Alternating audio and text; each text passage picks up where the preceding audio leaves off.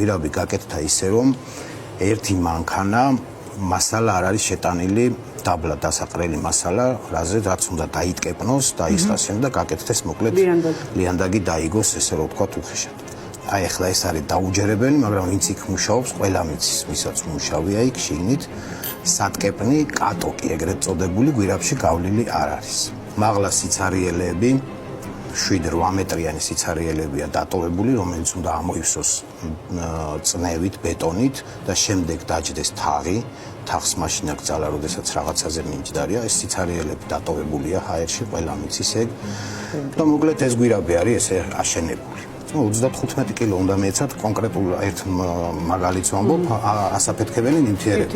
245 კილო ჰქონდათ მიცემი.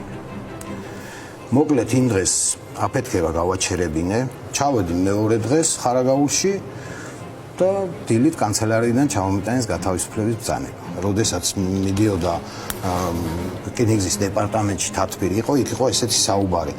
თავარია არ გახმაურდეს თემა, ვინმე სახლი გაიხსნება, ეზო გაიხსნება, არ გახმაურდეს, არ მივიდეს ჟურნალისტება.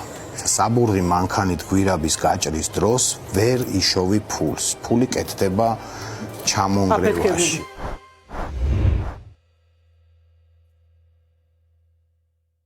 სამი თვის წინ იყო ჩვეულებრივი, გემრიელი, ლამაზი, სიყვარულით სავსე სოფელი, სადაც ცხოვრობს ძალიან თბილი ხალხი, შეხვდებით და ნახავთ თქვენ თვითონ.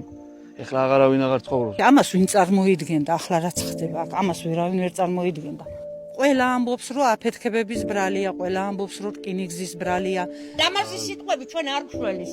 ჩვენი იმას დეპუტატს არ ეკადრებოდა მოსულიყო ქვიჟინაძე ჩვენი თროგებულობს ხელმას. არა გავედით აქ ვინი ცხოვრობს აქ.